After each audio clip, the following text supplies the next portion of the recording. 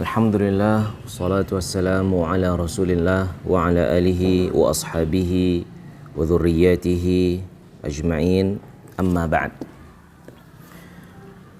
Syukur pada Allah kita dipertemukan kembali dalam majelis yang mulia ini dalam rangka persiapan sebelum memulai proses belajar mengajar di Pondok Pesantren Modern Diniyah yang sama-sama kita cintai ini. Kemudian salawat beriring salam kita ucapkan pada Nabi kita Muhammad sallallahu alaihi wasallam. Melalui perantara beliau hidayah daripada Allah itu sampai pada kita, risalah Islam kita kenal dengan baik, sehingga kemudian diharapkan kita mampu untuk mengamalkan ajaran-ajaran Islam baik yang sudah kita pelajari ataupun yang belum dan akan kita pelajari. Para majelis guru yang semoga Allah muliakan, insyaallah pada pertemuan kali ini kita akan membahas atau mulai masuk kepada bahasan ulum Al-Quran. Kata-kata ulum Al-Quran itu dia terdiri dari dua kata. Ada kata al-ulum, kemudian ada kata Al-Quran. Al-ulum, ma'rufnya kita mengetahui dia adalah jamak dari al-ilm. Dan al-ilmu itu sendiri dia adalah lawan dari kata al-jahal. Jadi kalau kita artikan ulumul Quran adalah pengetahuan tentang perkara-perkara yang ada dalam Al-Quran. Sehingga ilmu ini lahir, landasannya adalah karena banyaknya hal-hal yang berkaitan dengan Al-Quran yang harus diketahui, dipahami oleh seluruh kaum muslimin. Ada di dalam Al-Quran mengenai nasikh wa mansukh. Ada di dalam Al-Quran mengenai am dengan khas. Ada dalam Quran tentang asbab an-nuzul. Ada juga di dalam Al-Quran tentang al-qisas, yang ada namanya kitab Qasasul Quran. Ada dalam Quran ahkam-ahkam syar'iyyah, kemudian juga berkaitan tentang tafsirnya. Maka oleh karena itu lahirlah sebuah ilmu yang disebut dengan mabahith fi ulumil Quran. Wal ilmu, dan ilmu itu sendiri adalah lawan dari kata al-jahal, ketidaktahuan terhadap sesuatu. Wal ilmu huwa ma'rifatuna bi syai' an haqiqatihi, pengetahuan kita terhadap sesuatu sampai ke hakikatnya dengan pengetahuan yang lengkap. Maka dari itu pembahasan tentang ulumul Quran ya pembahasan yang sangat besar, sehingga ilmu-ilmu yang berkaitan tentang ulumul Quran itu sendiri bisa juga dia nanti menjadi cabang ilmu yang mandiri gitu. Tentang pembahasan qasas Quran misalkan, ada ilmu qasas Quran. Ada pembahasan tentang nasikh dan mansukh, ada lagi ilmunya. Ada pembahasan tentang asbabun nuzul, ada lagi ilmunya. Baik, kemudian Al-Quran. Al-Quran dia sudah ma'ruf. Sebagian ulama mengatakan al-ma'ruf la yu'arraf.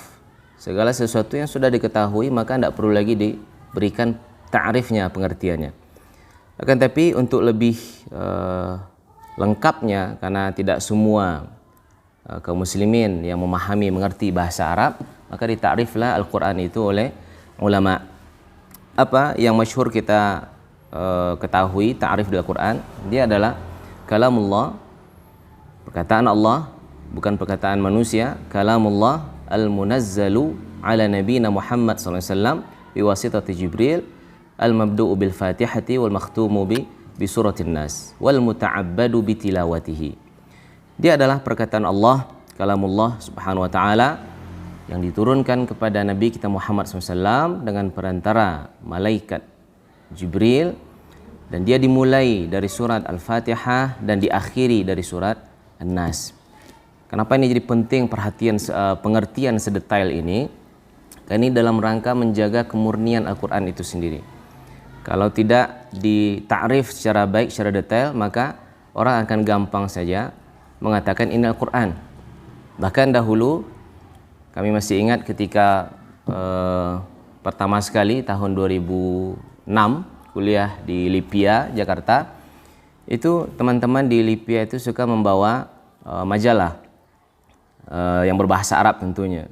Kemudian ada beberapa bagian mungkin karena sudah sering dibaca sehingga dia robek dan terjatuh dari bacaannya. Jadi ketika di dalam bis atau di Transjakarta itu jatuhlah beberapa lembar ke bawah sehingga ada yang menegur, berdosa itu, Al-Quran jatuh, ada Al-Quran diinjak-injak. Jadi pengetahuan yang mungkin barangkali minim terhadap Al-Quran sehingga mengatakan semuanya bisa saja itu menjadi Al-Quran.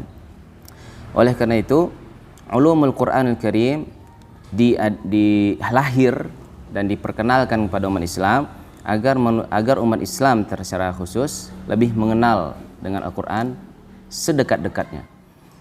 Jadi apakah penting ulumul Quran ini bagi kita? Apakah semua pembahasan yang ada di ulumul Quran harus diketahui oleh semua kaum muslimin? Dan kalau wajib untuk diketahui, bagaimana cara mempelajarinya? Dari mana kita harus mulai belajar tentang ulum Al-Quran? Majelis Guru yang semoga Allah muliakan, mungkin ini tidak akan cukup waktu kita untuk membahas secara detail terperinci, namun kita akan mulai sedikit-sedikit untuk mengetahui awal-awal muqaddimah daripada pembahasan ulumul Quran. Pertama, tentu sebagai seorang muslim kita dituntut untuk memahami masdar syariah kita. Apa sumber daripada pengambilan tasyri' syariat yang ditetapkan pada umat ini. Karena secara maklum tentu setiap nabi itu membawa syariatnya sendiri-sendiri. Yang tidak berubah itu adalah tauhidnya. Sejak Nabi Adam sampai Nabi Muhammad, tauhidnya sama, alla ta'budu ilallah, tidak menyembah selain pada Allah. Namun berkaitan tentang syariat ini berbeda-beda. Misalkan kita ketahui Nabi Adam diperbolehkan menikah antara saudara dengan saudari. Misalkan di syariat Nabi Yakub yang digelari dengan Israel, sehingga anak-anak beliau sampai ke bawah disebut dengan Bani Israel. Misalkan pelanggaran syariat seperti mencuri di atas nisabnya, diberlakukan hukuman adalah si pencuri dijadikan sebagai budak. Dan itu yang dilakukan oleh Yusuf alaihi salam ketika adiknya Benyamin dan para saudaranya yang 10 orang datang ke Mesir untuk meminta bantuan pangan. Kemudian Allah memerintahkan Nabi Yusuf untuk menahan adiknya juga. Ini tujuannya agar sempurna kepasrahan Nabi Yakub sebagai ayah mereka atas kehilangan kedua anaknya. Karena ketika kehilangan Nabi Yusuf, ternyata Nabi Yakub merasakan ada pengganti daripada kehilangan Yusuf tadi, yaitu adiknya Benyamin.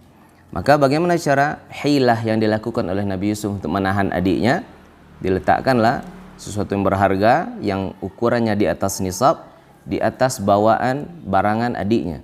Kemudian diketahui adiknya yang melakukan pencurian dengan cara hilah tersebut, maka dikatakan ma jaza'u as-sariq, apa balasan bagi orang yang mencuri di kalangan kalian. Maka jawaban para adik-adik dan saudara-saudaranya ketika itu adalah siapa yang diketemukan barang curian itu di dalam tempatnya, maka dialah yang menjadi jazanya. Artinya apa? Jadi si pencuri menjadi budak, menjadi milik bagi orang yang memiliki barang yang dicuri. Nah, itu syariat yang berlaku di zaman itu dan dibawa oleh Nabi itu. Sementara kita di umat Nabi Muhammad SAW syariat yang berbeda. Dan masdar daripada syariat itu adalah Al-Quran. Untuk memahami Al-Quran tentu butuh cabang-cabang ilmu yang banyak, karena tidak semua kita mampu untuk memahami. Para sahabat dahulu mungkin sudah pernah kita dengar juga di pembahasan tafsir sebelumnya, langsung mencari pemahaman daripada ayat yang kurang dipahami, bertanya langsung kepada Rasul. Contohnya ketika sahabat bertanya, bagaimana iman bercampur dengan kezaliman? Apakah ada orang yang beriman tapi melakukan kezaliman? Apa maksudnya?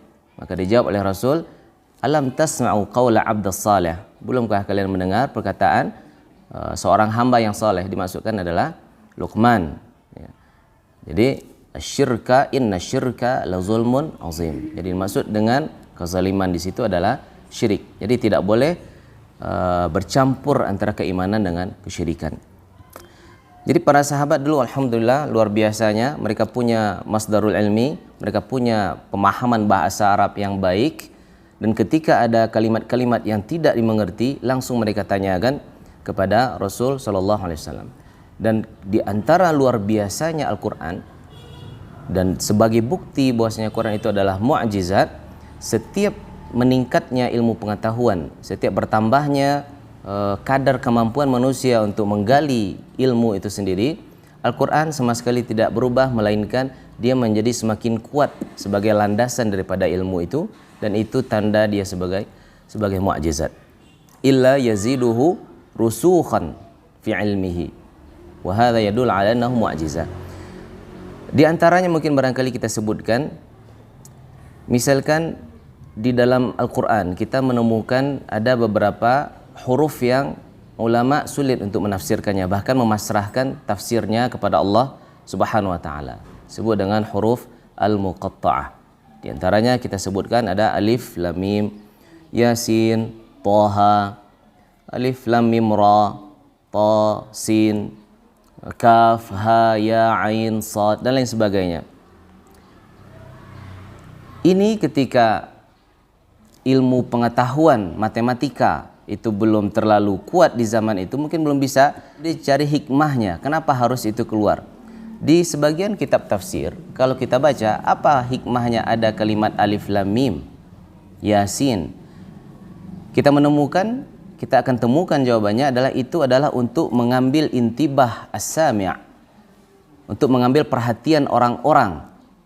Jadi ketika langsung dibaca Quran itu sepertinya orang menganggap itu bahasa Arab biasa. Namun ketika dimulai dengan kaf, ha, ya, susunan huruf-huruf yang seperti itu, itulah susunan yang merebut perhatian orang.